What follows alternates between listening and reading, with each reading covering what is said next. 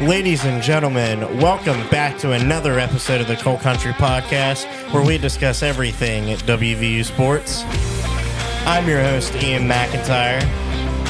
As always, I have Tyler Cobb and Matt Howe to my left. Gentlemen, how are we? I'm happy to be here. How are you guys today? I'm chilling, dude. That's a banger of a new intro. Yeah, I like that. Hopefully you guys like it too. I like it.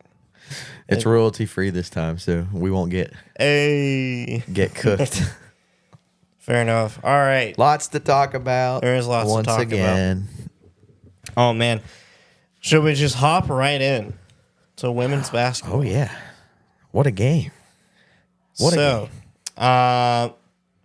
Mountaineers play the Kansas State Wildcats in Morgantown, and we win 70-57. 13-point blowout. Which it was close. It was further than that because they had a couple garbage time points there at the end, too. Yeah. And they were down by 20 multiple times at multiple points in the game. So, dominant win for us. JJ Quinterly shooting the lights out in this one. I should mention that we were ranked 17th going into this game, and then Kansas State was ranked 12th. Of course, Kansas State still missing Ioka Lee, but they were still obviously good enough to be ranked number 12, and we took them down in the concrete cupcake. The first good win for the ladies, right? So they've had obviously a good season so far, but every team that we've played that we had the chance to prove ourselves struggled a little bit. But in this one, JJ and Kaya Watson were showing out. What would you say earlier? She leads the nation in Big 12 win shares. Or no, she leads the nation in overall defensive win share. She has the most in the country of any other player. She had the most Dennis Rodman of stats the other night. Excuse me. I'm going to read it out here for y'all. 5 points only, so not a huge offensive threat, but 4 steals, 4 assists, and 15 rebounds. 5 of those rebounds coming on the offensive end. It was crazy. Huge game for Kaya, but don't want to overlook the other people who had really good games. Jordan Harrison with 18 points, and then JJ doing her usual thing, 26 points. Yeah, I tuned into the game in the third quarter, and because the game was in the middle of the day, and it was on Monday, everybody had classes, so I had just gotten out of class, and I tuned into the game, and it was in the third quarter, and JJ wasn't shooting particularly well at that point in the game, but as soon as I turned it on, it's like she flipped a switch, and things went off. She made a couple threes in a row. And speaking of Kaya Watson not being that big of a factor offensively, she wasn't on the stat sheet. But the thing that kept us, the thing that we used to keep Kansas State on their heels was the fact that they had to play us honest. And that's a really big thing because everybody that we had on the floor was an offensive threat. Kaya can shoot when she's wide open, and she can create in the post every now and then, so you have to guard her honest, and that will create post opportunities for Jordan Thomas. It'll create drive opportunities for JJ or Jordan Harrison. If JJ is coming off of a screen, Kaya can be wide open. So there are just so many opportunities for them, and we really had it going against K-State. I mean, we're talking about JJ a lot because obviously she's going to get a lot of shots up in these games. She's more than likely going to be your leading scorer most of the games, but Jordan Harrison deserves her flowers too. If I'm not mistaken, she's on the season the most efficient shooter, and she showed it this game again, shooting 50% from the field and from the three-point line, made both of her free throws. Very efficient. She put some jelly on those layups too. That's crazy. She has to. She's so fast, but she's undersized. So when she goes up against the Giants, she has to do something special. She put some jelly on some of the layups she throws up, and she still makes them efficient. Also, in terms of free throws, we only had 4 attempts. We made each of them, which is really good to see. K-State had 11 attempts, made 8. Overall, it was everyone seemed to be playing really well. Off the bench, Jordan Thomas came out with 11 points. Sydney Woodley really, really big playmaker during that game. She had 7 points, but you could tell the entire time, especially defensively, she made a lot of good plays. So that was really good to see from her. She had 2 steals in that game. Kaya had 4, which is ridiculous. JJ had 3, Sydney Shaw and Jordan both had 2. Jordan Harrison. We put up nearly 70 shots. That's a lot. That's what turnovers do for you. I was gonna say it's the moral of the story. Every game we win is, can you win the turnover battle? And Kansas State had 21 to our 12. That'll do it right there. We put up nearly 25 more shots than they did. Nearly. Yeah. That'll do it. Going into the game, it wasn't necessarily us, but everyone was looking at K-State's schedule and looking at the fact they were missing Ioka Lee, and people were like, at some point, they have to lose a game. It's just not going to be natural for them to go without their star player and win the Big 12 by 3 games and be a miraculous tournament team. Like, things just don't work that way in college basketball like you think they would. And we were the team to sort of demonstrate that they're vulnerable. And it was really important for us to get that type of win. Yeah, we really needed that before the Big 12 tournament. Put some confidence in the girls that they can get it done even against some better teams. Absolutely. Because we finally, it took us enough games to get to where we did beat a team that was ranked or Q1 win, but we got it. And we got another one just as big coming up. So coming up, Mountaineers are heading off to Fort Worth to 23rd, play I believe. on the 23rd. Yep. That's this upcoming Sunday. Yeah, it is this heading Sunday. down to Fort Worth to play TCU, the Horned Frogs. Haley Van Lith, the star player for TCU. So it's going to be on ESPN2, nationally televised game. It's going to be big. The only games that TCU has lost this year: South Carolina, Oklahoma State, Kansas State. Oklahoma State loss. It's iffy. They're one of those teams that they can beat anybody, Or they could. Right. but they don't beat everybody. But they could beat everybody. But hey, looking at the They lead matchup the predictor, conference. They lead the conference. TCU does now because we knocked K-State out of that. No, I don't think they were in front anyway. I think it was TCU still. I thought they were tied at the time. Not like it really matters. Yeah, they were tied. Never mind, Okay. you're right. Okay, yeah. Not like it matters anyway because they're both top tier. Yeah. But even looking at the matchup predictor, it's basically 52-48. TCU slightly favored, which is understandable. They're at home, national TV game. But we have a real chance to win this, and there's a lot of momentum behind us right now, and I feel confident. I'm taking the Mountaineers. Absolutely. I like the Mountaineers in this game. Give me Kaya, JJ, and Jordan Harrison to go ball out again against the Horned Frogs. Show Haley Van Lith, who owns the Big 12, and hopefully, I don't know where this. It would either put us third or second in the Big 12 standings, I believe. I honestly think we have a prime opportunity to frustrate Haley Van Lith because a lot of the offense does run through her for TCU. Yep. And if we could create a couple turnovers off of her, we could get a major run going. And that's going to be what we need to win. We're going to need to stay on top of the turnover battle. We're going to need to rebound. We can't be out-rebounded by 10. Yeah, no. Those are going to be keys. We can't shoot horrible. Sometimes we have those road games where we just can't put anything in. So there is a lot that has to go right for us to win, but we can do it. I lied. We'd be fourth in the conference standings, I think. Okay.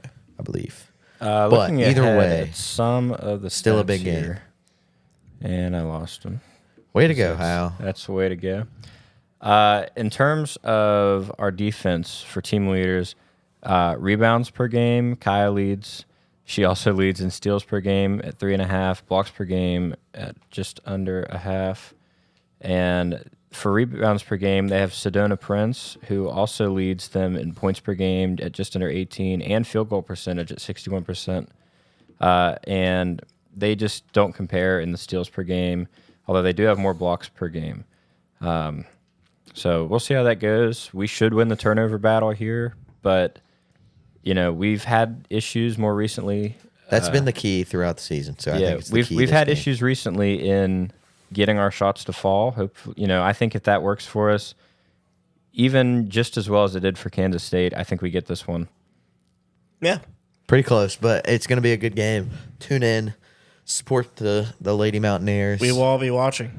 Indeed. As for bracketology, we're going to start giving y'all updates on the brackets every week, So- especially on the men's side because it's looking a little grim. But This is a spontaneous question, but just looking at the bracket and what I saw on Fox when they were broadcasting the Kansas State game and the way that the bracketology worked, we have 4 regions, and 2 regions are Spokane and 2 regions are Birmingham.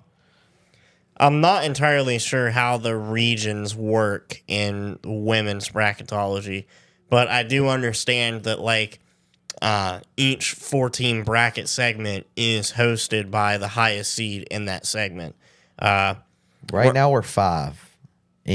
So this is ESPN's bracketology, and it was updated the 18th. So I believe, is that when we played Kansas State? Either way, it's been updated since the last time we spoke to you guys.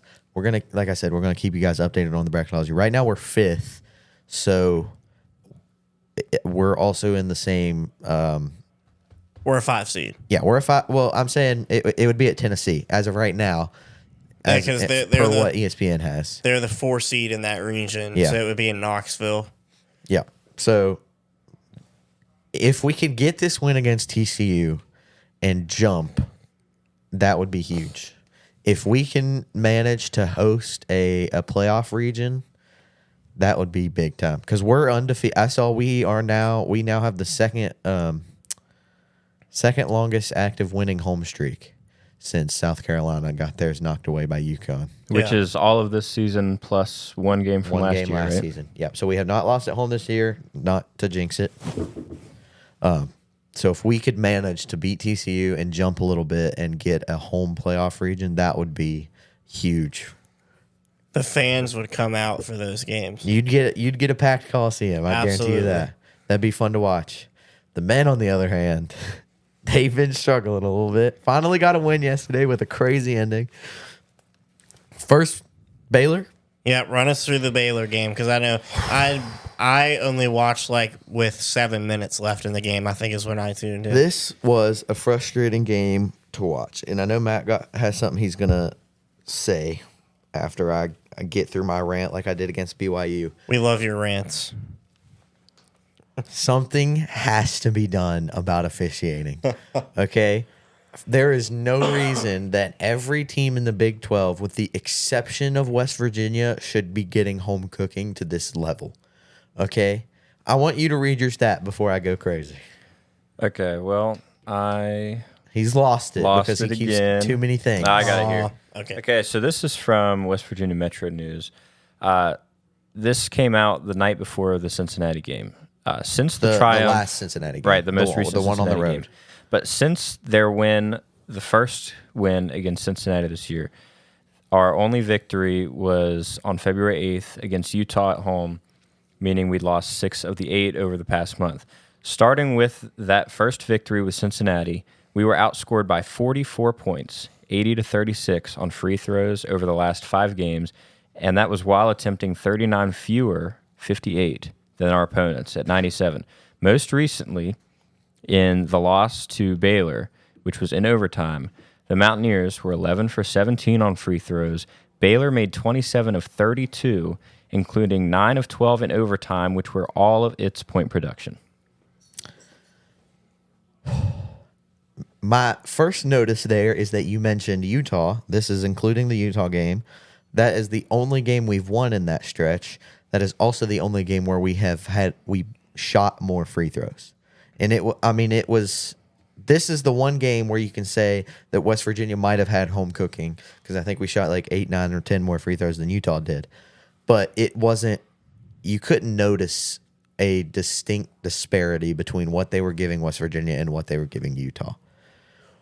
Whereas if you watched this Baylor game, and then this was, again, especially apparent in the TCU and BYU games, the differential in what is and is not a foul call from half even from quarter to quarter to half, and between the two teams is ridiculous. Having home cooking is one game, but having home cooking and then West Virginia comes home and never gets home cooking is ridiculous. This game was so bad officiating that I legit wanted to turn it off. And I tweeted about it after, and I got a lot of responses about how it wasn't that bad. There was a lot of shots in a lot of the free throw shots in garbage time, like overtime. No. And secondly, somebody else said that we missed 6 free throws. If we would have hit our shots, we would have won by 3. Or if we would have hit our free throws, we would have won by 3. If we would have hit all 6 of those. First and foremost, what that is telling me is that we should have not only won, we should have blown them out if it was a fair whistle. We should have beaten them by 10 plus. If we had the same number of free throws as them, I haven't done the math to do our exact percentage. If we had 32 free throws, we would have beaten them by 10 plus. A free throw differential is one thing. When it is that extent, it is terrible. And especially in the TCU game, I didn't realize it was this bad. But in the TCU game, TCU shot 23 to R5. That's nearly as bad as the Iowa versus West Virginia game in the tournament last year for women's. Yeah, I was going to say before you moved away from the women's bracketology, us securing a regional where we play in Morgantown is really important. And I was going to stress that I wanted us to perform so well that the committee didn't have an opportunity to put us at a lower seed and put us at a disadvantage. And that was a prime example of it, making us go to Iowa City when we probably should have been a 6 seed. Yeah, to be they honest. definitely seeded us lower than our record. And we got moved down to an 8 seed, and nobody really saw that coming. And obviously, I'm glad Coach Kellogg took on the challenge head on and nearly pulled it off. We performed really well in that game. We deserved to win that game. But anyway, yeah, it goes back to that same ideology. I want to stress that the refs, I don't want to say that because I do think they are determining the outcomes of some of these games. The boys are not playing well enough. The fact that we nearly lost the game yesterday, especially after being up 9, I mean, it was watching Neil Brown play Pitt all over again yesterday evening. But the boys are not playing well enough, especially if they want to be a tournament team this year. You have got to perform better from game to game than the lack of consistency than what we're doing right now. So I'm not going to act like the refs are doing everything to us. No, we're not finding any offense outside of Javon Small. For whatever reason, Javon has stopped putting the ball in the air. I know he's getting double teamed, but you've still got to find something else because that's clearly not working. But the refs are changing the momentum of games to the point where it is costing us games. I say all that to say this. We're still in the hunt. But yesterday scared me because that ending. I mean, it was, I'm telling you, we were up 14 against Pitt. Or I'm sorry, we were up 10 against Pitt with 3 minutes to go. And miraculously, they all of a sudden have scored 2 touchdowns. That's what it was yesterday. We're up 9. It's their ball. They have a low shot clock, I believe. And they just chuck a 3 and it goes off the backboard. We don't take our time at all to get the ball inbounded. And it's a sloppy pass that's intercepted, 1 or 2 dribbles and a pass, and boom, there's another 3 within like 4 or 5 seconds off the clock. 4 seconds remain. They take a timeout because now you're down. Now you're up 3 only, and they have a chance to win it. You draw up a play, and I did not understand for the life of me why we did not just go back to the same inbound play that had worked the other 4 times, or the other couple times. It wasn't quite 4. Even if we had to shoot free throws, I would much rather get the ball inbounded and take the chance shooting free throws than not get the ball inbounded and then get a 3, which is what happened. The inbound pass was horrendous at the end, the one that we turned over to Sincere Harris. Yeah. It was horrendous. And I didn't understand the play that was being drawn up. It looked like we were just bunched up at half court and ran in different directions and couldn't get off of any Cincinnati defenders. It was so funny to me when I was watching that. We were all there. Whenever he made that sort of fadeaway 3 that banked in, and then you saw the way that we ran back to the baseline to try to set up the play, you knew some Mountaineer stuff was going on. Like, you knew that something was going to get screwed up. and Sincere Harris running out, being doubled basically, and the ball just going too far forward, and then the guy shooting it with one hand and it like going so perfectly into the basket. It was crazy. I'm like, you have got to be kidding me. And then what made it even worse was the fact that since he got the ball back off of the second inbounds play, they got the ball back again, and then wide open shot. you leave a guy wide open at the very top of the key. Which Javon took responsibility for in the presser. He said that was on me. That's fair. It was not just his fault, though. It was a combination of so many No, stupid the last things. 20 seconds was a culmination of just Neil Brown football. I mean, come on. Play better. Like, if I am... Dude. If I am DeVries, as soon as I see that first basket go in that cuts it to 6, you have like 2 timeouts left, 3 timeouts left. Call a timeout and stop it. What are we sharing? Okay, I know what it is. We'll get to that after. Sorry, America. Well, look, I'm sorry, having America. a hell of a day. Yeah. And it's like messing with my head. I do want to say, we won we shot more free throws. The 2 games that we have won out of the past 6, we were the team to shoot for more free throws. Can I say also in that article from WVU Metro News, the only 2 teams that have attempted fewer free throws than we have in our conference are Kansas, Cincinnati. Those are the only 2 teams with less attempts. So Cincinnati, that streak continues because we shot 14 to their 7. Yeah. Now 7 free throws is not bad. That's not a bad thing, especially because towards the end they were down 9. They had to foul. So some of those are garbage time free throws. Yeah. But that game, we didn't deserve to win it. That's what I'm going to say. But it kept us alive in the tournament. We've got a big one come Saturday. That one's this is a tell game. Like, if you want any chance to win a game in the tournament, I want to say that this season is not a failure, even if we don't make the tournament. At this point, I think the goal should be to win 3 or 4 games and make the tournament, even if you don't win a game after that. But if you want any chance or any proof that West Virginia can compete in the dance, they've got to compete against Texas Tech. Yeah. On the road, I expect the free throw differential to be ridiculous again. We don't, like you said earlier, matchup predictor doesn't give us a chance. Texas Tech has been playing out of their mind. I'm slightly worried, but we have been the ranked killer this year. Every time we play a ranked team, we seem to perform well. Other times we do the opposite. Any thoughts on the Tech game come Saturday? I want to be hopeful, and part of me is hopeful that we're going to perform well, and this is one of those games where I'm not exactly worried about the outcome. I am if it's a blowout. We cannot get blown out in this game. I agree with that, but that also goes back to effort and game plan. And if you have a set game plan and you execute but you still lose, that's fine, and you know you executed. To the best of your ability. Yeah, because if you get blown out, you didn't execute, no matter what your game plan was. So as long as you go out and perform and put in the effort and execute and play to the best of your abilities, you'll be fine. This is a big game. A big game that I think we can win. Will we do so relies on what I believe to be Jonathan Powell's shooting. When he has, the past couple games, he's been in a slump, and it doesn't open anything up because nobody else is finding any offensive. There is no other offense other than Javon Small. I have another thing that I just thought about that I griped about the whole game yesterday. But before I get to that, Javon Small has been the only source of offense.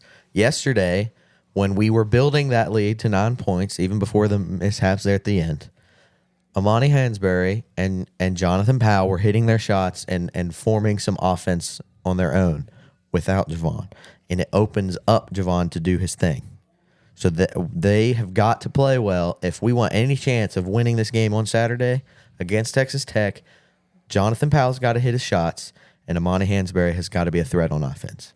If that is not the case, and Javon Small is the only form of offense, we're not going to win this game. What I wanted to say, and then if you have any thoughts, we'll get to you.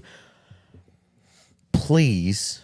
I know they're not going to change anything this late in the season, but it feels like every game, the entire offensive game plan is to waddle around the 3-point line for 25 seconds, and then right when the shot clock is right at the end, we try to size somebody up on an isolation drill with a pick or a screen maybe, and we're just chucking a three.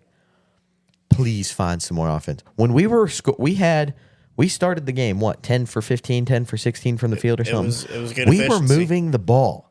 We were not just holding the ball at the top of the key and chucking up a three. We were moving the ball. I know Eduardo Andre hit a nice pass. Do you remember that one? I do.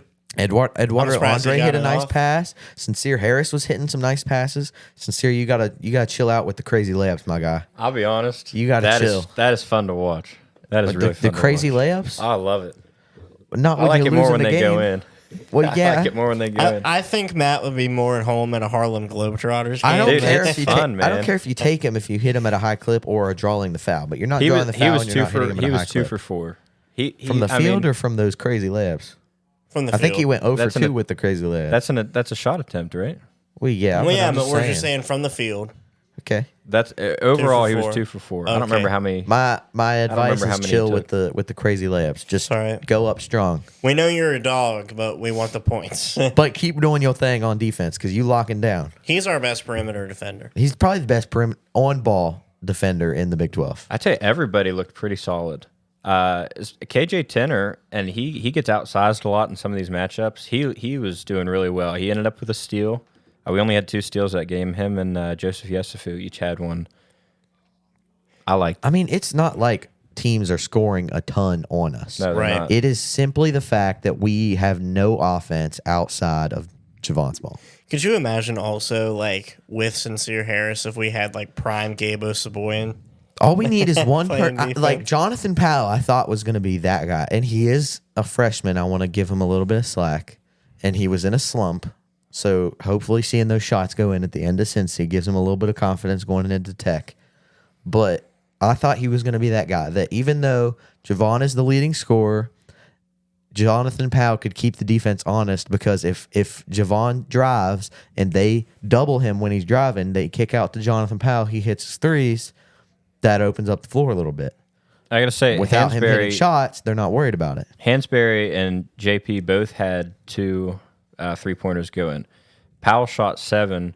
Hansberry attempted 4.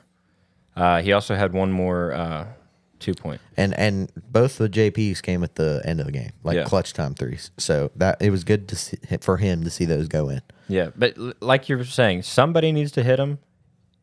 It changes the formation, and then you can start getting in there. And that's where a lot of Small's points came in. Were towards the end of the game. I think he had like 10 going into the back stretch of it. How many did he have total? 18? 16. 60. Yeah, Hansberry was the leader with 17, and JP had 12. Nobody else had 10. Nobody else was double digits. I believe in you, team, when you play Texas Tech, and I still think you're a tournament team. As ESPN bracketology says, we're the last 4 buys, so we're on the bubble. It's going to be it's a win or go home situation at this point. I think you can still lose this Texas Tech game, but there's certain games you can't lose. You can't lose to UCF.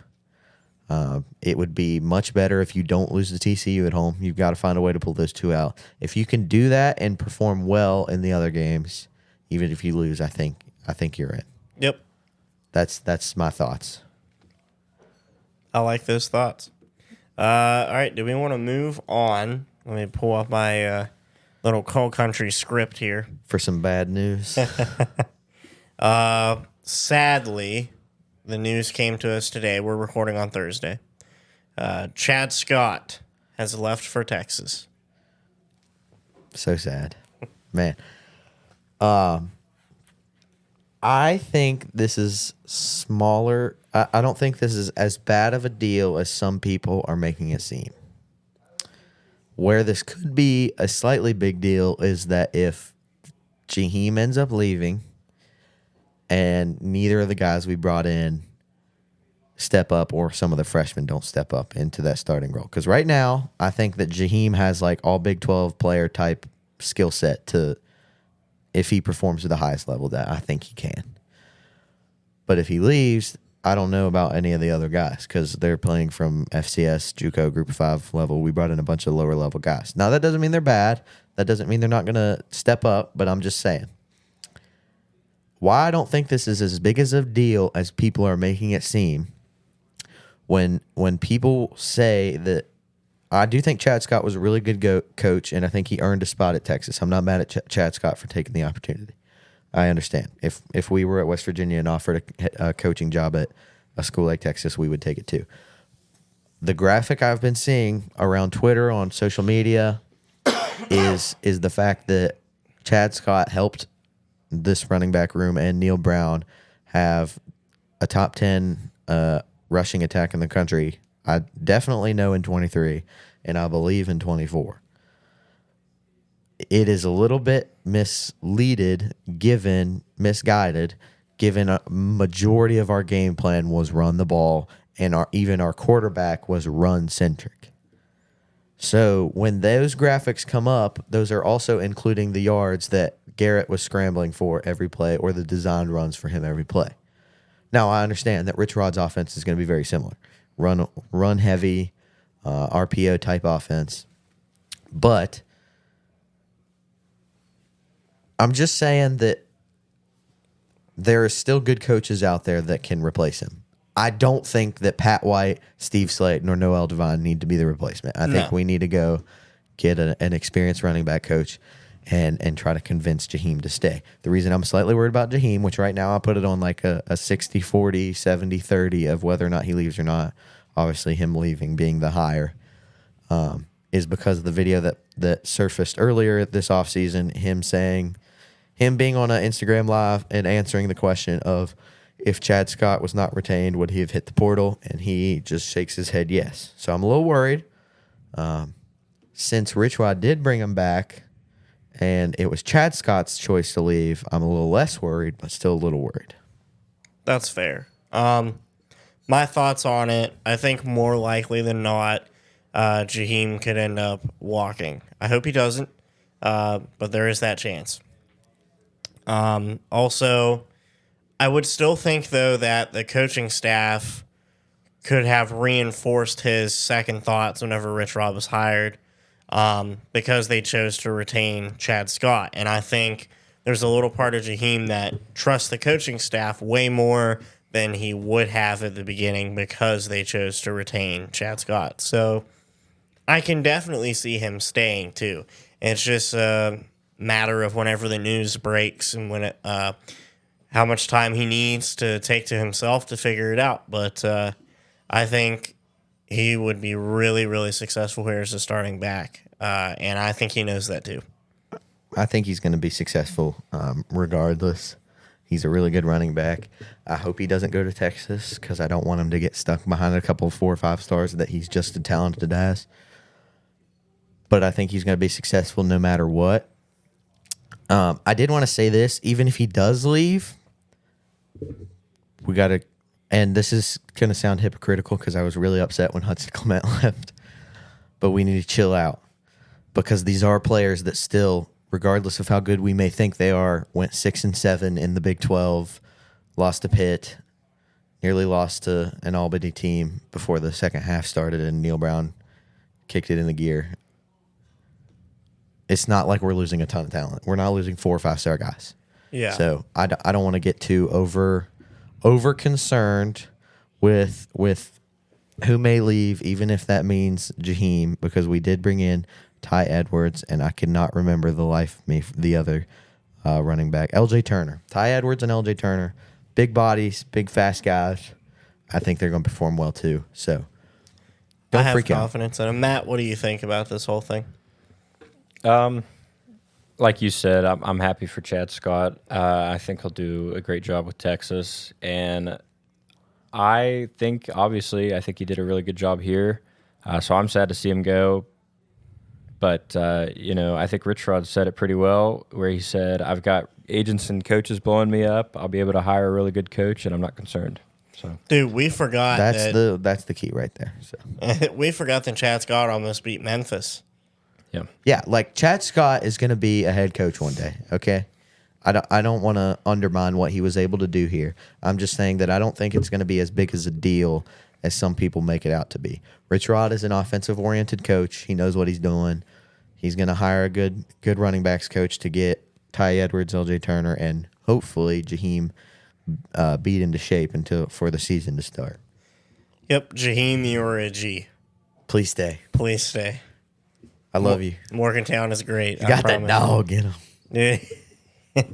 CJ, yeah.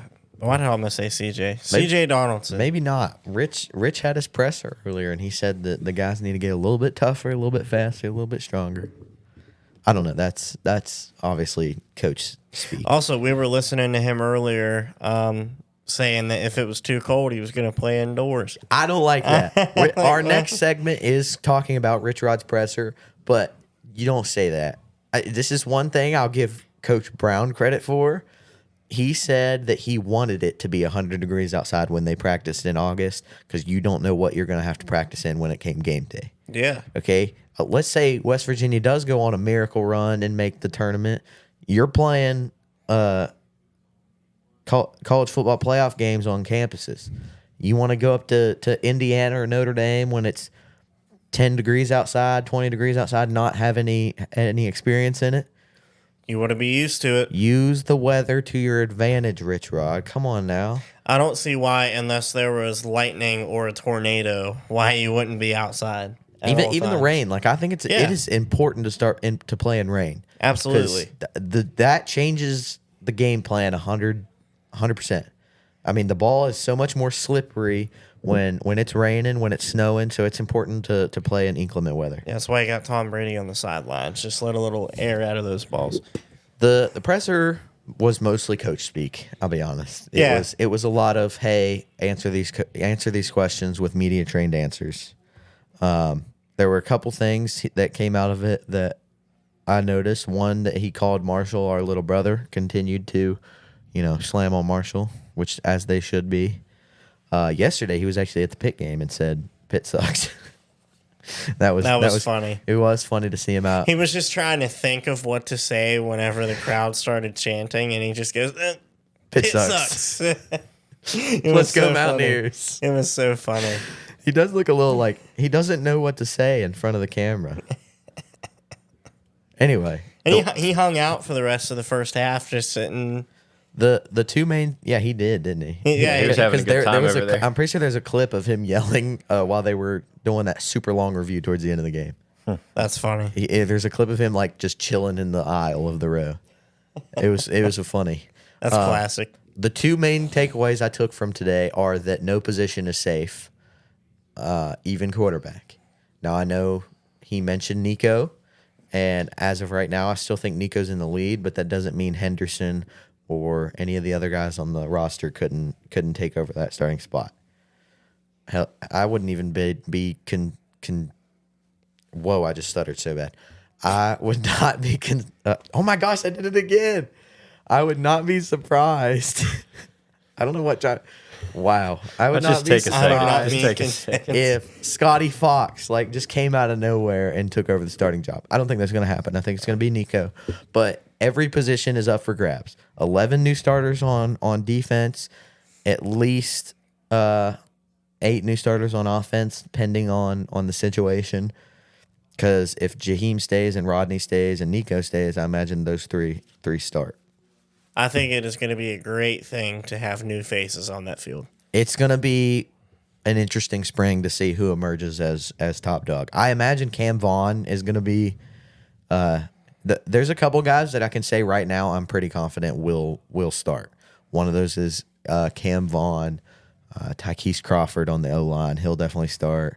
Fred Perry in the secondary, and Michael Coates. Fred Perry in the secondary. Michael Coates will start. So I think there's some guys you can make the decision of now just because of the talent, but there's a bunch of competitions.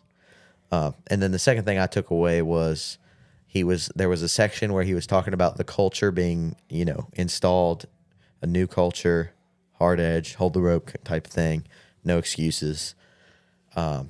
He said he didn't really care what the culture was before. He's installing his own now, and that the guys don't have a choice. Like when fall comes around, they're gonna be the guys to go out there, hit hard, play hard, run fast, be strong, do what they're coached to do. So I found that as a good thing, that you're not.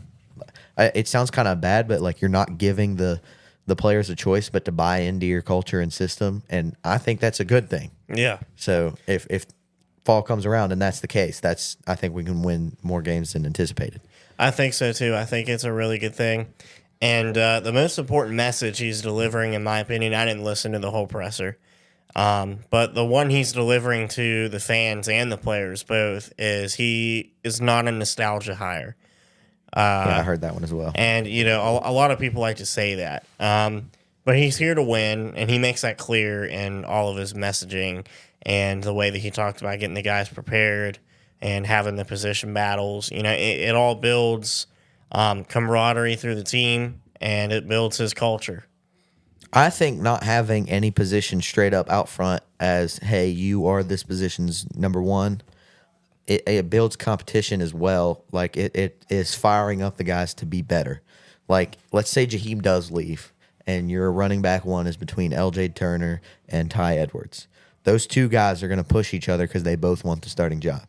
Same can be said for Jalen Henderson and Nico. Jalen's going to push Nico. Nico's going to push Jalen. Cam Vaughn and Rodney. Rodney's going to push Cam Vaughn. Cam Vaughn's going to push Rodney. All these guys are going to want starting positions.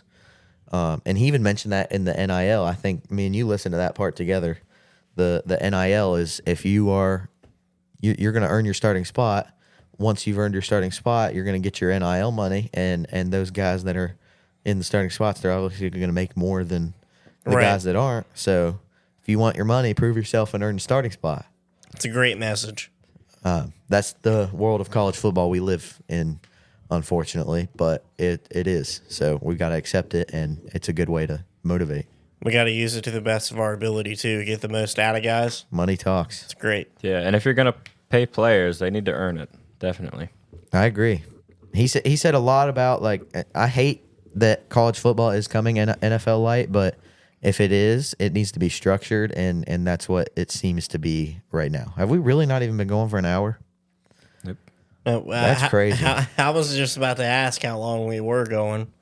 Well, I mean, we can go for. Well, I know. We got one more section. That's fine. Yeah, we want to talk a little bit about, speaking on the structure of college football nowadays, the potential playoff expansion. It's not even potential. Yeah, it's going to happen. It is going to happen in 26, right? That's assumed because that's when the 12-team playoff contract expires. Talk a little bit about it because I don't know all that much about it. This was February 19th, which was yesterday, by Ross Dellinger. He put out an article, SEC and Big Ten to push for seeding changes to 2025 college football playoff. That's actually not the 2026 expansion. That's trying to get to the point where the 4 top seeds aren't the highest conference champs, but just the top 4 seeded overall. But there has been previous articles by Ross Dellinger put out there where SEC, Big Ten are pushing for 14 teams in which there are automatic bids, a certain amount of automatic bids for each conference. So the SEC and Big Ten would have 4 spots, ACC and Big 12 would have 2 apiece, and obviously the group of 5. It's between 14 and 16. With the 14, you only have, one at large, and then with the 16, you have 3. Sorry, I can't do math.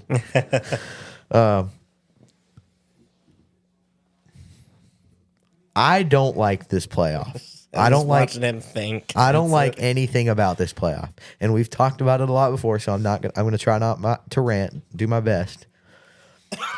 In the world we live in, I think this 14-team model or the 16-team model, whichever you decide to go, I almost would lean 16 because I think the buys are dumb anyway. I think everybody should start playing playoff football the same week. I would lean 16. If we're doing it, I think it works better because the system would work like this. If the Big Ten and the SEC get 2 4 automatic bids. At the end of the season, the top 2 teams in the conference receive their bid. And then 3, 4, 5, and 6, instead of having a conference championship game, would compete in playoff play-in games, essentially. So your conference championship game would be replaced by play-in games to play into the college football playoff. I like that better because it puts more emphasis on the regular season and actually winning your conference, because the whole season you're just focused on the conference standings. Even if it's the 6 teams, which is way too many in SEC, Big Ten, and then 4 teams in the Big 12 and ACC, at least that's your goal, and you have a clear path to get there, and everybody's focus is on the regular season and what they're doing throughout the regular season, how you're doing in the conference standings. If you do 14 and you only allow for 1 at-large, which at most years would be Notre Dame anyway, you're basically just saying, hey, Notre Dame, you always have a spot in the college football playoff unless you suck. The problem is you diminish almost all the meaning to non-conference games. So I want to float this idea by you, which I don't think this would ever happen. And Josh Pate's idea as well, because I watched his right before we started recording. Josh Pate's idea is that we stop having conference standings be the teams that they would decide. So the 6 teams, you've got 1, 2 are already in the playoff from the SEC and Big Ten. And then 3, 4, 5, 6 would be 3 versus 6, 4 versus 5. Instead of using the conference standings to have those 6 picked, have a selection committee for those 6 because of the differential in schedule. So Indiana this year was, conference standing-wise, was higher than Ohio State. But I think we all knew, and especially after Ohio State beat them by, 20-some points, that Ohio State was the better team. If a committee is used, the differential in conference schedules that's less of an issue, because you can tell that a committee can see how bad the differential in strength of schedules is. My idea, this will never happen, but I don't like the idea that the SEC and Big Ten are being put so far ahead of the Big 12 and ACC. It's inevitable. It's going to happen. It is what it is, but I still hate it. If I'm the Big 12 and the ACC, I'm taking this anyway. I'm accepting this anyway because at least the SEC and Big 10 are giving you a shot rather than just saying, okay, whatever, see ya. It'll just be SEC and Big 10 teams. My theoretical idea that would never happen is, instead of saying the SEC and Big 10 get 4 automatic bids while the ACC and Big 12 only get 2, I think you need to get rid of FCS games anyway and limit Group of 5 games to 1 per year. That way you have at least 2 Power 4 non-conference games per team in Power 4. And what you can do is also have a conference ranking committee. So the 2 highest ranked conferences overall get 4 automatic bids apiece, and the 2 lower conferences overall receive 2 automatic bids apiece. Now, most years it's going to be SEC and Big Ten anyway because they're the deepest conferences. But imagine a world where the ACC, Miami plays Oregon and wins. Clemson plays Ohio State and wins in the non-conference. SMU plays Penn State and wins. ACC has proven that their best teams are better than the Big Ten's best teams. They should be the conference to have 4 teams in, not the Big Ten. Same thing with Big 12 and the other conferences. Texas Tech beats Texas. I think I used Baylor anyway. Baylor beats LSU. Houston beats Georgia. Now, this is not likely to happen, but at least you're kind of proving that you are the 2 best conferences, other than just saying, hey, we think we're the 2 best conferences every year. Most of the time they are, but we think we're the two best conferences every year. Let me just have 4 and y'all get 2 anyway, and it doesn't matter. I like that better. I like that whole idea. It provides more equilibrium instead of just putting the SEC and Big Ten on a pedestal.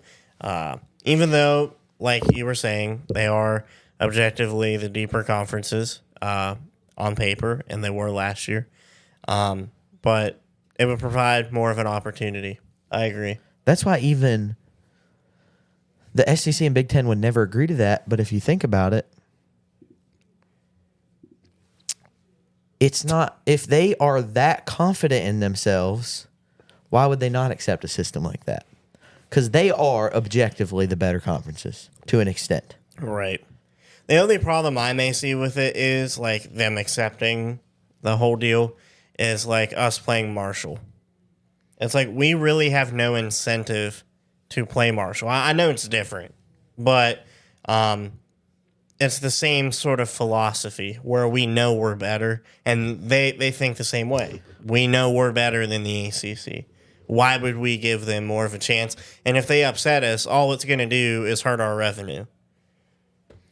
I don't know. It sucks. Do you, without that in mind, do you prefer the 12 team that we have now or the 14 or 16 with the automatic bids? I like the 14 or 16, and I think all along this 12-team playoff in its development was meant to be a sort of experimental proving ground for what can be done. They went way too big, way too fast. They should have gone like a 16 playoff if they wanted more, 18 playoff. If they wanted more, 10-team playoff. If they wanted more, 12-team playoff. They jumped the gun way too fast. What do you think, Matt? Because we haven't given you very many opportunities to speak. So like you're saying, you take it to its logical extreme. You could have put 128 of the teams in, pick your 5 worst, and say screw you, and have it play out like a big March Madness bracket all the way down to the champion. And I wish people would understand that a Cinderella doesn't happen in football. Now, one game might. If Penn State would have lost to Boise, sure. NIU is a perfect example. NIU beat Notre Dame. That's your Cinderella. Your Cinderella is not, hey, beat Notre Dame and then the next week have to go beat Ohio State. That's never going to happen. I do like having more than 4, but I agree. In terms of how it's set up, it definitely felt like it was a stepping stone to change to the 12. I don't know exactly which direction we'll go. I mean, obviously, I think we're going to go to a more expanded playoff format. But I don't know. More games equals more money. Yeah, and we want to watch the games, right? But I don't. We want them to be good games. I think that's more important. If they're bad games, I don't need them. So that's why I like Pate's idea and the 14 as a whole. If one, you have a conference committee that selects the 6 teams based off of what you've done in conference instead of just choosing the conference record. You should, I say should because committees are subjective, get the 6 best teams in the Big Ten, the 6 best teams in the SEC, 4 best teams in the ACC, and 4 best teams in the Big 12. Sorry, that's a lot of words.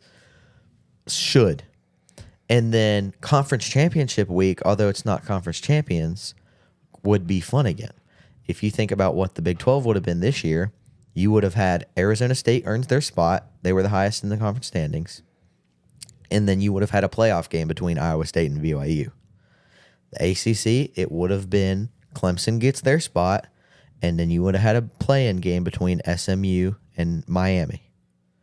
Yeah. I can't think of all the teams off the top of my head that the SEC would have had in. I think the top 2 would have been Georgia, Texas. Play-in games would have been between Tennessee, Ole Miss. Now, didn't I Alabama, say something similar else. to this when we talk about the playoffs a lot throughout this season. You had, I believe, either a 16 team where all 4 conferences got 4 teams in, 1 versus 4, 2 versus 3, and they just played until you had the 4 conference champions of each team, and that was your playoff basically. Yeah. Well, I mean, we've each come up with different ways to make it more interesting. I mean, the core of it is football is a game. We need it to be entertaining, and I don't like that it's turning into this money grab. But I mean, we're already there. That's why it is where it is, because you're making money off of it, and so you're going to get the type of people in charge of stuff where they say, "Well, I'm making money off of this. Let's make it more money all the time." I want to look at what the SEC games would have been. So this year, if you had this system in place, that is the wrong year, my fault. If you had this system in place, for the SEC would have had Texas and Georgia in automatically as the 1 and 2 in the SEC. You would have had Tennessee play Alabama and Missouri play Ole Miss in a play-in game. Now, again, this could be a little changed if they were to implement, like Pate said, a conference committee and select the 6 teams that they think are the best, not the 6 teams based off conference record. And like I've said with all the times we talk about the potential changes, I don't know that it really matters. You know, I think it just matters that you pick what you're doing, and that's what you do. You know, I feel like if you just change the rules, and any rule is free game to change, you're kind of messing with what's at the heart of the sport, you know? BCS should have stayed, man. I'm not going to disagree. I think it was funny that you guys just turned and were like, say something. The reason oh my gosh, I don't know, man. I'm so tired of expansion. I do miss BCS. I felt like that was a very fair system overall. It was objective to an extent because it was computers. If you got screwed out, it wasn't because of some subjective opinion based off conference affiliation. It was objective by a computer. I would rather be screwed over by math than, yeah, exactly. I would rather have that happen. Like 2007, we were in with that shot, and even though we didn't get there, we were still mathematically. We would have been in had this system existed. Right. I don't know. I go back and forth whether or not I like just sticking at 12 because the more you expand objectively, the more you devalue the regular season. This year, the Big Ten standings would have been Oregon and Penn State are in their spot. Indiana would have played Iowa. Ohio State would have played Illinois. The winners would have gone.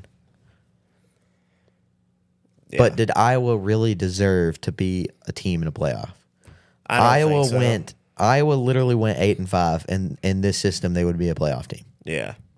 That's really weird to think about. So, well, again, that system says the Big Ten and the SEC are more valuable, and they get to have more teams in, right? But would Iowa, the 6th best team? But I'm saying that I think that's a flaw with the system. I don't think it's always going to be like that, though. What? The SEC and Big Ten have all the power. That's never going to change. So but my point is that isn't how it should be. If we're talking about how it should be, it should be that's the statement. It should be 10-team conferences where you can play everybody in your conference. My problem is, do we really think that Iowa was a better team than TCU objectively? It's close. I don't think so, though. Baylor, to an extent, hung around with LSU in a bowl game. Yeah. And they're the 5th best team in the Big 12. And LSU was a decent SEC team. I know they had an off year, but they had a decent decent year. It's just another one of those system flaws, like Matt was saying. But Kansas State, I think, beats Iowa. And Kansas State is 8th in the Big 12 standings. Actually, that's a good point. But it's a system flaw. Man, it's now. Do you think that's a flaw? You think the computer decision would put K-State in? No, no. I think it's better to have people. The problem is the people we put in charge of stuff. That's fair, but like on this system that you had, if Iowa were to get in, it was a top 6, right? And then they're not guaranteed a spot. Right, 3 through 6 would have to play each other. They have to play in. They wouldn't win, so they wouldn't get in the playoffs anyway. What if they did? What if they had a Cinderella game? You would say they don't deserve to be there because they didn't earn their way there, right? What is it? You would say, like, based on all the conversations we've had previously this year, you would say they didn't deserve to be there. I don't think that there's too many 12 teams deserve to be there. If you expand to 14, 16 teams, will forever hold it as inferior, is that the correct word, to the 4 team in the BCS. Yeah. I don't care what your opinion is, you're wrong. if you think that the 12 What do we team- think about Cincinnati making that 14 playoff? Well, I still think Cincinnati? it could make sense to change how many Do you not remember how many teams play 21. in each Yeah, I year. remember. What is it? Sorry, Matt. It would make sense if you. I think it could make sense if you changed how many teams played, based on how many good teams you have. And it's going to be subjective anyway. Why not decide how many good teams do we have and let them play? Figure out the format each year. Right. Because you could have one team that thought about dominates that and earlier. say whatever. So, But if you have 5 good teams, if you have 10, you have 11, whatever, figure out your system. Who's your worst? Make them play into it. how many Why not? teams out of the Big 12 would you have go objectively to the playoff? You have a 4-way tie for first place. But it just depends. It depends on everybody else too. And like we discussed previously, you can figure out based on this circle of suck what team is actually on top based on how they've compared to everyone else, how they've competed with everyone. There was only one head-to-head against the teams that were at the top of the Big 12. Arizona State had beaten BYU, and that was the only way to objectively say one team was better than the other. Mm-hmm. Iowa State had not played any of the other teams. Colorado had not played any of the other teams. BYU and Arizona State had not played either one of Iowa State or Colorado. And again, that goes back to you need to play everyone in your conference. So this is why I almost think I prefer Pate's method of, if you are going to have this system in place of 14 teams, SEC, ACC, Big 10, Big 12, all get a certain amount of automatic qualifiers, implement a committee inside of conferences to decide those teams that get to play for those qualifier spots. Because Arizona State, BYU, Iowa State, and Colorado all had the same. Actually, I'll use this example. I genuinely think the best example and the biggest reason for why I like what Pate is saying is because of the Indiana-Ohio State situation. Ohio State was 10-2 in the regular season. Now, if we were using my method, they wouldn't have made the playoff anyway. But in this situation, they do deserve to be in the playoff. Did Indiana deserve to be in over them just because Indiana had a better conference record but a far easier schedule? That's why I like a committee inside of the conferences determining which teams get to play for a play-in spot. That's fair. I like that idea. The only thing I'm thinking is collusion. But here's a simple change. We go to 4-team. You have the 4 big conferences, and you tell Notre Dame to pick one.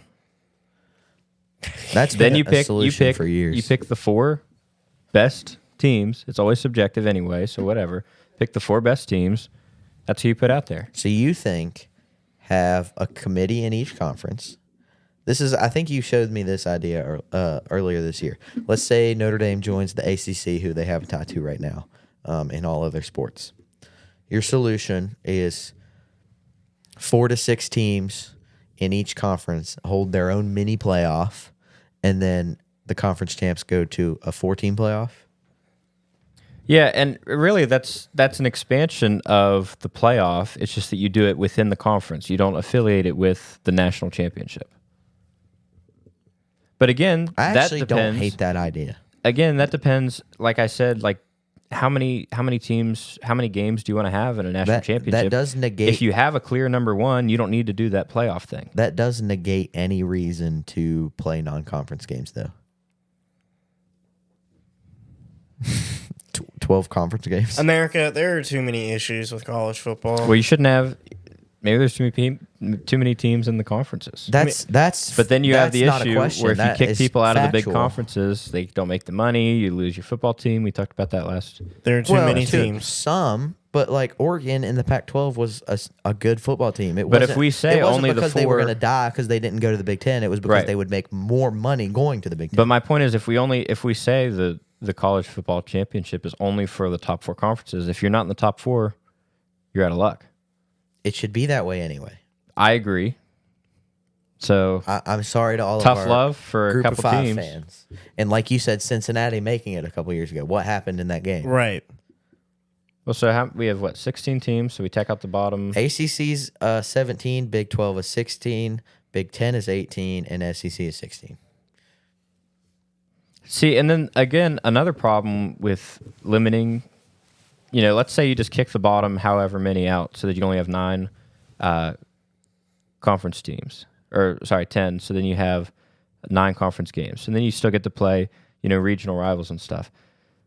That system inherently devalues those regional rivals that are so important to the people that actually care about football. Like we don't really have beef with BYU. I mean, honestly, they're regionally different. That's the issue, and obviously they're new to the conference relative to a lot of the other teams. But in terms of going to the playoff, it doesn't matter if we win or lose against Pitt. It doesn't matter if we win or lose against VT. So you have to decide, and this is what I've been saying. You have to decide what's important to college football, and that's what you need to build it on. Because you can say, here's how it is, here's how it could be, here's what it might be, and then build rules from there. I mean, it's all conjecture anyway, but once we decide what it should be and what it is, that's when you can actually make progress forwards. I have an idea. What do we have? ACC at 17, Big 12 at 16, Big 10 at 18, SEC at 16. They're a little bloated. Solution 1, well, okay. My solution is a bunch of things. So, problem 1, not all conferences are the same size, power-wise, power conferences. Expand the rest of them to be 18 teams. Big 12, add Oregon State and Washington State. That brings you to 18. ACC, add Notre Dame because they have the tie-in. That brings them to 18. And then SEC, add Memphis and Tulane. Those are 2 teams in the region. So now you're all at 18. Now is divide into divisions again, except instead of dividing into 2, divide into 3. 3 divisions of 6. So you play 5 divisional games and then 2 divisional games or cross-divisional games between the 2 divisions. So say the Big 12's got the West Division, Middle Division, East Division. You play West Virginia would play their 5 division games, 2 Middle Division games, 2 West Division games. The 3 divisional winners. Now you would have to make some caveats because obviously, like the problem with the Big 10 a couple years ago was that Penn State, Michigan, and Ohio State were all in the Big 10 East. So even if Ohio State, Michigan, and Penn State were the objective best 3 in the conference, one of them would end up playing Iowa in the conference championship game. So you could make some caveats, but the 3 divisional winners without any caveats go into a mini conference playoff. So the 3 divisional winners, highest one gets a bye. The 2 lower ones play into the conference championship. So now you've got 4 conference champs, and you can just keep either keep the 12-team playoff and have those 4 conference champs be the byes, even though people don't like that system anyway. Don't like that system. Who cares? Or my better solution, have those 4 go to the New Year's 6, matched with how many other would you need? 8 other highest-ranked teams. So let's say it was Georgia, Oregon, Arizona State, and Clemson. Those 4 teams would then play, their matchups in the New Year's 6 bowls. And then after the New Year's 6 bowls, then you go back to the 4-team playoff. Because, sure, it's a 4-team playoff, but you're still getting more games. Because you're adding one to the conference championship game. You're getting 12 regular season games. Play-in game is 13. Conference championship game is 14. Bowl game is 15. 4-team playoff is 16 and 17. So you still have the same number of games. So you still have the same amount of money, quote unquote. Even if it's labeled different. And what the 4-team playoff does is it still adds value to the regular season because you're still only letting in the 4 best teams. They just have to earn their way there for 1, winning their conference and earning a spot in the bowl game. And then 2, they've got to at least win their bowl game because it is unlikely that a loser of a bowl game would still earn their spot in the playoff. I like that. My problem with it, and this is just a problem because of the nature of how the sport has grown, is that you don't get to play everybody.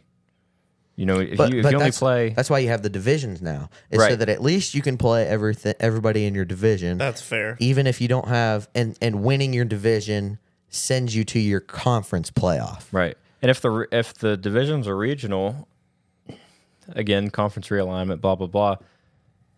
I'm going to make a graphic to I like explain that. my reasoning while you're editing, and then we can throw it in. But to show the people, America, what I mean, because right now it probably just sounds like I'm spitting a bunch of words confusingly. I didn't think so. What do you like that system No, better you- than what we have now? thought it was Because very clear. it's almost like a semi-realistic. If they were to objectively say establish a commissioner of college football whose job is to do what's best for college football, but they can't go backwards. Essentially, like you can make decisions, but you can't go backwards and say, hey, let's just completely overhaul college football, fix scheduling, fix the conferences, fix playoff, everything. Oh my gosh. Sorry. Excuse me. But I think that system promotes exclusivity in the national championship. And I do like the idea of conferences. You have a better way to gauge yourself against your conference. The conferences are happy. They're making the same amount of good revenue. Yeah, So, you can keep all the same teams in the conferences. It sucks because actually I would propose this as well, which again would never happen. Do you know there's an easy way to at least fix part of conference of the ACC and the Big 12 when it comes to geography, and that is to simply trade Cal, Stanford, and SMU for West Virginia, Cincinnati, and UCF. All you have to do is trade those two teams, yeah. and it fits so much better. Because Cal, Stanford are now back with some of their Pac-12 friends: Arizona State, Utah, Colorado. SMU is back with the Texas schools. West Virginia gets Pitt, Virginia Tech, Syracuse back. Cincy gets Louisville. UCF gets the Florida schools. That's all you got to do. Just trade those three teams. Fair enough. That's all you got to do. Big 12 and ACC. So it involves a lot of conference realignment too, or at least a lot of thought about conference realignment. It would take. You would have to expand the conferences to 18 teams, which that's not hard. Oregon State and Washington State are Power 4 programs. All you got to do is bring them into the Big 12. Big 10's already at 18. SEC, just add Tulane and Memphis is who I was at. They're two solid programs. If you want to exchange one for the other, you could do USF or maybe one of the Texas schools, Group of 5 Texas schools. And then the ACC is easy because you just add Notre Dame, who they have ties to because of all other sports. The ACC is a all sport except football in the ACC. I think that fixes a lot of issues. It's not perfect. My perfect system is not even close to that. But I think it fixes a lot wrong with the sport. That's fair. That's fair. What do you love about college football? This was on Pate's episode the other day, too. I don't know. He doesn't even You don't What know do you love about college football? The atmosphere. I mean, if we're getting away from like conference standings and teams and rivalries, atmosphere is the biggest thing for me because there is nothing like going to a sold out college football game. What I love about college football is that it is so different from every other sport, particularly professional sports. You still have, it is like playing a professional sport, but so much different. Because, yeah, the NBA and the NFL, they're filled with the best, and I don't mean to undermine any other leagues like MLB, NHL, all that is good too. But NBA, NFL, it feels so like formatted and almost fake. Like, yeah, you're watching this, but you know that all these players are getting paid millions of dollars. There's no pride in the game. You're not playing to win. You're just playing because you're getting paid to play. Now, obviously, some players don't feel that way. I'm I'm sure there's some players out there that are still playing for pride and to win every game that they play. But when college football, before all this mumbo jumbo that got added to it, conference realignment, well, it's always been a thing. Super conferences, NIL, transfer portal, money. It was 11 guys on offense and 11 guys on defense playing for the pride of their school against other teams that did not like their school. When we play Pitt, it is nothing more than we're better than you, and we're going to show you that. Fair enough. And we don't get that anymore. So, Matt, have you thought of an actual answer about what you love? Because you watch it, and it's not just for the podcast. I mean, I would hope. I'm gonna stay mysterious and say I don't have an answer. Fair enough. Okay, what was the college football love thing? Was it a point of something that you wanted to bring up? My entire point is that regardless of what system we go to, is that those things need to come back. Right. We're going further and further away from what it is. I agree. Yep, that's where the root of the sport was born. And you're right, it is so unlike anything else on earth. That's why I all my thoughts come from other videos and articles that I've read, and obviously some of my own. But another video that I watched, great video, you should go watch it, of a guy saying that the BCS should come back and saying why. And it's because everybody is focused on the national championship nowadays, and that's all that mattered. Not all that matters. When back then, yeah, the national championship was the world heavyweight championship belt of college football. That was what the biggest bad that you were trying to achieve was. That's what it was. But that's not what everybody was fighting for. Pitt and West Virginia, most years, they knew they weren't going to get there. But they knew they could beat the other person. They knew they could beat each other. In the Big 12, Arizona State knows that their goal is to beat Arizona. If they don't do anything else, all that matters is Arizona loses. Now it just feels like, and the game is a perfect example. Ryan Day lost to Michigan, and the fans wanted his head. Now he's a national championship, and the game is an afterthought. Right. That's a fair point. I'm just saying. Listen to me. Post it. I will be college football commissioner one day, and I will fix it for you all. But I need your help. Give Tyler the clout. He needs the clout. We're going to make that clout. I'm getting it over Pate. Unless Pate gets it first, and then I'm just like a predecessor. But You could be president of Paint State. yeah, I'll take over Pate State while he's college football commissioner, and then once he retires, I'll be college football. I just gotta say, he would be your predecessor. You would be his successor. Whatever. I haven't been able to talk Just, all you know. podcasts. I haven't either. Coherent sentences aren't easy for I me. stuttered so bad a second ago. I believe you. You heard it. You don't need to believe me. So I believe funny. you anyway. Okay. All right. I think that wraps it up for us. And I think we've gone a decent amount of time and covered a lot of stuff, more stuff than I thought we would cover, especially in that did. last segment there. So, America, do your due diligence, like, comment, subscribe to our YouTube channel. Follow Share the us- video. Share the video. Friends, family, grandma, grandpa, Anybody? uncle you've never met, dog, everybody. Good plug. Follow us on Instagram. Okay. Follow us on Instagram. Follow us on Twitter. Tyler's very active on Twitter. Follow us on. We will be making a TikTok now that it is officially back on the App Store. Never wrong, always controversial. So we will be making one of those, and all the links are in our description.